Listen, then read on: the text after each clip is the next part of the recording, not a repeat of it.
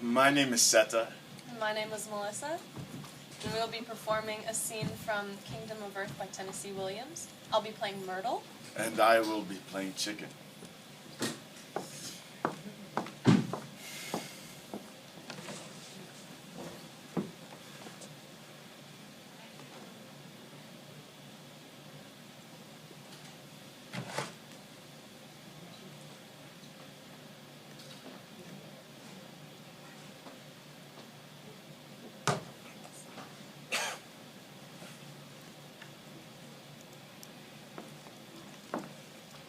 Let me pour you a drink while you explain the setup.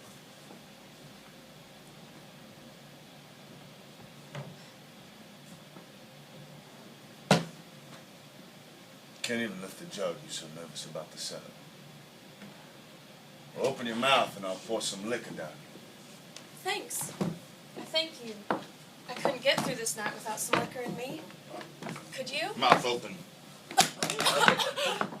Oh, it's staining my dress. Well, you wouldn't swallow the liquor, drooled it out. Well, I wasn't actually thirsty. You drink some. I like to see a man drink. What I am going to do is tell you about the setup. All of it. The rest that you might now know. What is the rest of the setup? Daddy got lot in marriage, but not me. You're looking at what's called a Woods Cult.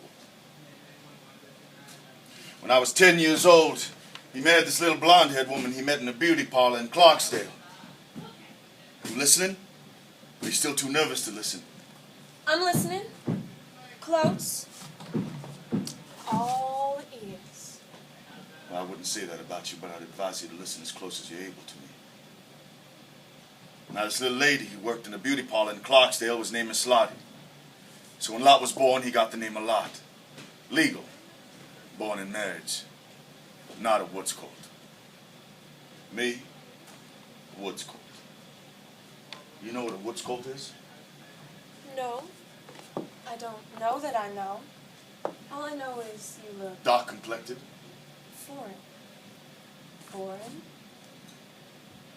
My daddy got me off on a dark-complected woman he lived with in Alabama. What about it? Why, nothing. Ain't you drinking no more this awful night? Why are you so anxious for me to drink more? I don't like drinking alone. It makes me lonesome. I could drink you under this kitchen table tonight. I'd rather drink standing up with the flood you say is coming. You'd rather drown standing up. Don't talk about drowning. You wouldn't let that happen. Let's get back to the setup.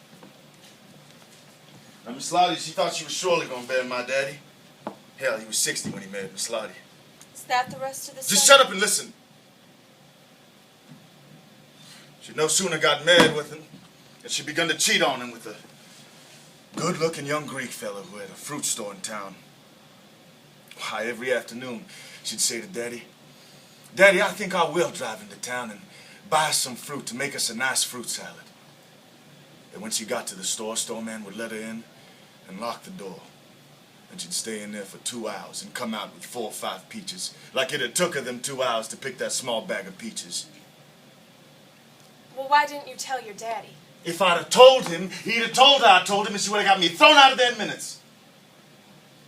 Well, she did bury my daddy, and the place was hers. But she didn't have long to hold it. The Greek sold his fruit store, quit Miss Lottie, and left. He just left town, but Miss Lottie left the world. Dead. Yes. Lot told me. Tragic. Well, she lived long enough to throw me off the place. Called me in a little parlor one day and fired me like a field hand. "Chicken," she says, "I think it's about time for you to clear off this place and make your own way in the world." I said, "Well, give me what's coming to me." And what she gave me amounted to just about the pay that a field hand gets for a week's work. Got me down the state to Meridian, where I worked in a sawmill till... and this happened. Miss Lottie couldn't go on without trips to that fruit store, so she quit sleeping, quit eating, quit breathing. And 1 month after she died, Lot started dying. One lung gone and one going, but trying to run this place. Didn't take long for him to find out he couldn't, so I begun to hear from him. He sent for me to come back and operate this place for him. Sent for me twice by letter and a third time by wire. First and only wire I ever got in my life. Chicken, come back, was the message. I will make a deal with you. Well, I'm no fool. No. You're no fool. I said, all right, but I'm going to name the deal. I said, if you want me to come back and run this place, well, then here's the deal. When you are through with TB, it goes to me. TB? You ain't paying attention to what I tell you. Not TB, the place. This place. Oh. So that's the setup. Yes, ma'am. That is the setup. Oh. Uh-huh. I see. Well, you don't look so happy about it. Don't I? Well, you can't expect me to be overjoyed about it. I mean, after all, I'm human and... And what? Nothing. Nothing. But... But what? But if Lot dies, I'm his widow, and... And that's just exactly the point that I'm coming to later. Now, that's just a little situation we're trying to get straightened out right here in this kitchen before the floodwater comes. Now, I got a decision to make. What decision? A big one.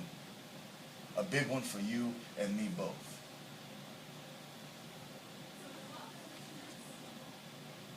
Have you ever climbed on a roof? Me. Climbed on a roof? No. Not that I can remember. Don't seem likely. Why would you ask me if I ever climbed on a roof? If you can't climb on a roof, Lot won't have a widow after the floodwater comes. Now, do you understand why I asked you that question? Yeah, I can see that you do. So now to get back to what I was... Now, what's the matter? Why are you getting up? Your breath is whistling again. You want the cat out of here? No. I can put her back in the cellar if she's giving you asthma. No. I'm all right. I'm fine. Then why don't you sit in your seat? Ain't that all the cushion comfortable to sit on? Sure.